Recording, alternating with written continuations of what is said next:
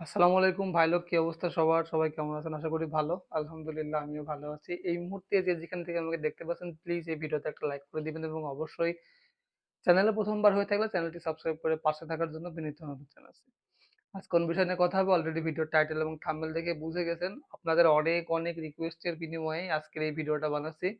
আজকে যে বিষয়টা নিয়ে কথা বলবো সেটা হচ্ছে পরিচ্ছন্নতা কর্মীর কাজ কি। প্রথমেই বলে রাখি, যারা কিনা বাংলাদেশ সেনাবাহিনীর অসামরিকে এখনো পর্যন্ত অ্যাপ্লিকেশন করেননি, আগামী 23 তারিখ পর্যন্ত কিন্তু অ্যাপ্লিকেশন পৌঁছানোর শেষ তারিখ। অলমোস্ট আর 13 দিন আছে। আজকে অলরেডি 10 তারিখ চলে গেল, কালকে 11 তারিখ, 12 তারিখ থেকে রবিবার, আপনারা অফিস ডে আছে। আমার মনে হয় যারা যারা অ্যাপ্লিকেশন করতে চাচ্ছেন বা এখনো করবেন না, দ্বিধাদ্বন্দ্বের মধ্যে আছেন, তাদের কাছে রিকোয়েস্ট করবো আগামী 15 তারিখের মধ্যে অ্যাপ্লিকেশন করে ফেলেন। তা নাহলে কিন্তু পরবর্তীতে পস্তাবেন। এইবারকার মতো সুযোগ কিন্তু আর কোনোবারই আসবে না। পে স্কেলের আওতায় এবার আপনারা আসতে পারবেন। ভর্তি হওয়ার সাথে সাথে নতুন পে স্কেলের আওতায় আপনারা আসবেন এবং এই পে স্কেলের আওতায় আসলে সর্বনিম্ন বেসিক হবে কিন্তু 20,000 টাকা। সেজন্য এই সুযোগ হেলায় হারাবেন না। আর আপনাদের কাছে আরেকটা রিকোয়েস্ট রাখতে চাচ্ছি, যারা অ্যাপ্লিকেশন করেছেন, এখনো পর্যন্ত পরীক্ষার একটা প্রস্তুতিমূলক সাজেশন আপনারা গ্রহণ করেননি বা পরীক্ষায় কি লিখবেন অনেক টেনশনে আছেন, প্লিজ স্ক্রিনে দেওয়া নাম্বারে হোয়াটসঅ্যাপে যোগাযোগ করবেন। অরিজিনাল অথেন্টিক খুব স্বল্প মূল্যে আমি এই সাজেশনটা আপনাদেরকে প্রোভাইড করবো এবং সেই সঙ্গে এই সাজেশনের সঙ্গে এমন কিছু আমি আপনাকে দিব যেটা দেখলে আপনি কনফার্ম বুঝতে পারবেন যে অ্যাকচুয়ালি পরীক্ষার প্রশ্ন কেমনটা হতে পারে। তো যাই হোক, বেশি আজাইরা কথা বাড়াচ্ছি না, শুধুমাত্র এতটুকুই বলবো, স্ক্রিনে দেওয়া যে হোয়াটসঅ্যাপ নাম্বারটা দেখতে পাচ্ছেন, দয়া করে ভাই কেউ ডাইরেক্ট ফোন দিবেন না, আপনাদের ফোনের জ্বালায় আমি অতিষ্ঠ। এসএমএস দিয়ে রাখবেন, আমার যখন সময় হবে আমি আপনাদের এসএমএস এর রিপ্লাই করার চেষ্টা করব। তো এবার চলে আসি মূল টপিকে, যে পরিচ্ছন্নতা কর্মীর কাজ কি, এখানে সুযোগ সুবিধা কেমন এবং সেই সঙ্গে এর রেশন, বাসস্থান ইত্যাদি সম্পর্কে আপনারা আমার কাছে জানতে চেয়েছেন, তো তারই ধারাবাহিকতায় এই ভিডিওটা বানাচ্ছি। একটা কথা সবসময় মনে রাখবেন, বাংলাদেশ সেনাবাহিনীতে যে যেই পদেই চাকরি করুক না কেন, বাইরে যদি কেউ জিজ্ঞেস করে ভাই আপনি কিসে চাকরি করেন, তখন কিন্তু সিনা টান করে বলা যায় যে ভাই আমি সেনাবাহিনীতে চাকরি করি। সেনাবাহিনীতে আপনি কোন পদে চাকরি করেন কি না করেন, ডাজেন্ট ম্যাটার। একটা সরকারি চাকরি এখনকার সমাজে আপনার জীবনে যে কত বড় প্রভাব ফেলতে পারে সেই জিনিসটা আপনি ধারণাও করতে পারছেন না। মানুষের কাছে একটা সরকারি চাকরি হইলেই হলো, আপনি যাই করেন না কেন, যদি একটা সরকারি চাকরি পান, দেখবেন সমাজ, পরিবার এবং আপনার প্রিয় মানুষের কাছে আপনার মর্যাদাটা কোথায় চলে যায়। এই জন্য আমার সবসময় রিকোয়েস্ট আমি আপনাদের করি, যারা বহুবার পরীক্ষা দিয়েছেন, ফেল করেছেন, আর জীবনের উপরে কোনো ভরসা নেই, যাদের কোনো বিশ্বাস নেই, তাদেরকে আমি সবসময় রিকোয়েস্ট করি যে ভাই যতদিন পর্যন্ত 32 বছর বয়স না হয়, অর্থাৎ সরকারি চাকরির বয়স আছে, ততদিন পর্যন্ত আপনারা প্লিজ ট্রাই করেন।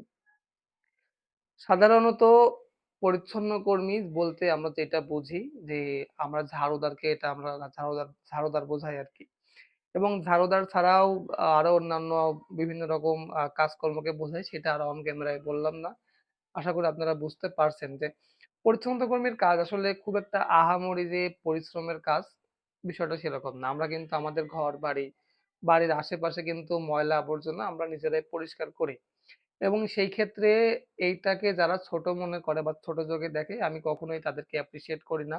আমার কাছে মনে হয় যে প্রত্যেকটা কর্মই আসলে ধর্মের মতো, ইবাদতের মতো। আপনি আপনার কর্ম যেরকমটা করবেন, আপনার সংসার, আপনার রিজিকটা আসলে ওইভাবেই লেখা। আপনি যতটা পরিশ্রম করবেন ততটাই স্বাবলম্বী হবেন।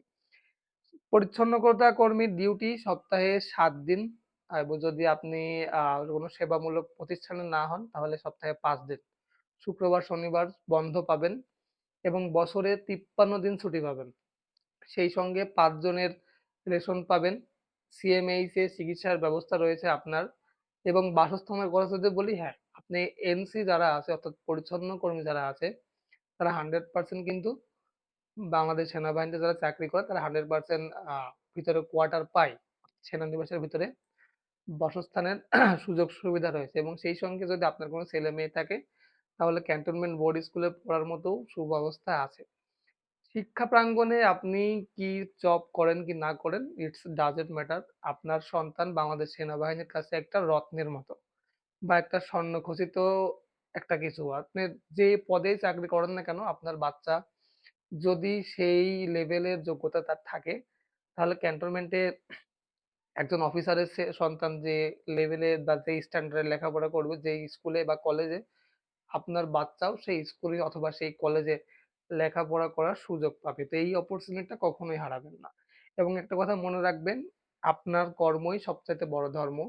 আপনাকে আপনার কর্ম নিয়ে যদি কেউ কটূক্তি করে, তার সঙ্গে তর্কে জড়াবেন না। একটা কথা মনে রাখবেন, যারা মূর্খ হয় তারাই তর্ক করে। কাজকে ভালোবাসুন, সেটা যেকোনো কাজ হতে পারে। পরিচ্ছন্নতা কর্মী নিয়ে যদি একটু কথা বলি, যে ৳৮,২৫০ বেসিক পরিচ্ছন্নতা কর্মীর, এটা ৪র্থ শ্রেণীর একটা চাকরি। তবে এই চাকরিতে যদি আপনারা এবার ভর্তি হন, দেখেন কাজ আহামরি কিছু না। আমরা নিজেদের টয়লেট পরিষ্কার করি। একটা অফিসে টয়লেট থাকলেই কয়টা থাকতে পারে? ২ টা, ঊর্ধ্বে ৩ টা। প্রতিদিন তার টয়লেট পরিষ্কার করা লাগছে না। অফিসের এরিয়াটা একটু পরিষ্কার করে দিলেন। It's good enough. এবং এইখানে যে আপনার প্রচুর পরিমাণ পরিশ্রম হবে, আপনার ঘাম, রক্ত একাকার হয়ে যাবে, বিষয়টা এরকম না। এর থেকে যারা সৈনিকের চাকরি করে, একজন সৈনিককে দিয়ে যে ক্যান্টনমেন্টের ভিতরে ওই ইউনিটে কি, কি কাজ করানো হয়, এটা যদি বাইরের সাধারণ পাবলিক জানতো, আমার মনে হয় না কেউ সৈনিকে ভর্তি হতো। আমি যেটা নিজের চোখে দেখেছি, নিজের চোখে করেছি, আমি যা দেখেছি সেইটা যদি বাইরের লোক দেখতো, তাহলে কেউ তার বাচ্চাদেরকে সৈনিকের চাকরি করার জন্য উৎসাহ দিত না। আমি কখনোই বলি না যে আপনারা বাংলাদেশ সেনাবাহিনীতে সৈনিকের চাকরি করেন।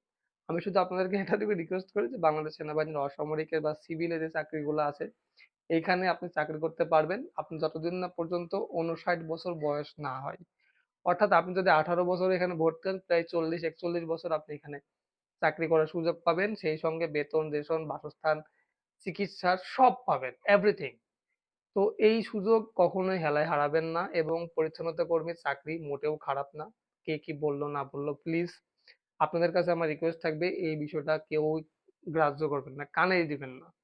আপনারা নিশ্চিন্তে অ্যাপ্লিকেশন করে ফেলেন, এবং যারা অ্যাপ্লিকেশন করেছেন, পরীক্ষার জন্য প্রস্তুতি নিতে চাচ্ছেন, অবশ্যই স্ক্রিনে দেওয়া নাম্বারে হোয়াটসঅ্যাপে যোগাযোগ করবেন। ভাই, সরকারি চাকরি একটা পরীক্ষা দিতে যাবেন, যদি আপনার ভিতরে ন্যূনতম জ্ঞান না থাকে কিভাবে লিখবেন, কি আসবে না আসবে বিষয় আশায়, তাহলে শুধু শুধু টাকা খরচ করে অ্যাপ্লিকেশন করা, পরীক্ষা দিতে আসা, সব টাকাই চলে যাবে।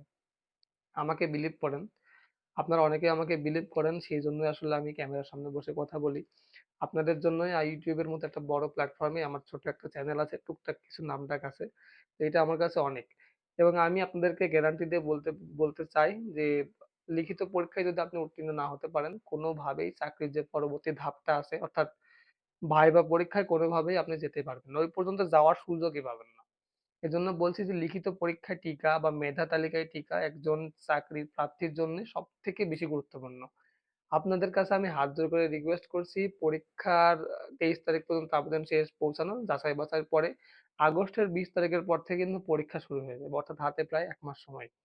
এই ১ মাসের মধ্যে আমি যে সাজেশনটা আপনাকে দিচ্ছি, যদি এটা পড়ে কমপ্লিট করতে পারেন, 100% লিখিত পরীক্ষায় একটা ভালো রেজাল্ট করবেন, এবং লিখিত পরীক্ষায় আপনাকে টিকানোর দায়িত্ব সম্পূর্ণ আমার।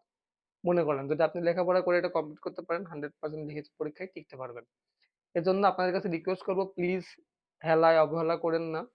লাস্ট একটা সুযোগ, যারা এতদিন পর্যন্ত চাকরির পরীক্ষা দিয়েছেন হয়নি, লাস্ট আরেকটা বার দিয়ে দেখেন না। কপাল খুললেও তো খুলতে পারে। অদৃশ্য শক্তির কথা যদি আপনারা বলেন, এই অদৃশ্য শক্তির কাছেও কিন্তু অনেক সময় সততা জিতে যায়। তো সবকিছু দিয়েই আসলে কোনো কিছু আ আলাদা করে বিবেচনা করা উচিত না। আপনারা প্লিজ চেষ্টা করবেন, এবং যাদের সাজেশন দরকার হোয়াটসঅ্যাপ নাম্বারে যোগাযোগ করবেন।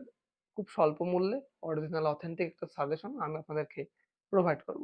তো ভিডিওটা অনেক বড় হয়ে গেল। পরিচ্ছন্নতা কর্মী নিয়ে আপনারা যারা, যারা জানতে চেয়েছিলেন, আশা করি এই ভিডিওতে যতটুকু বোঝানোর চেষ্টা করেছি বুঝতে পেরেছেন, এবং সব কথা আসলে ক্যামেরায় বলা যায় না, পাবলিকলি বলা উচিতও না। আপনারা এই সম্পর্কে আরো বিস্তারিত জানতে হলে অবশ্যই চাকরিতে জয়েন করবেন, বা যখন পরীক্ষা দিতে যাবেন তখন দেখবেন যে পরিচ্ছন্নতা কর্মীর কাজ কি, কেমন।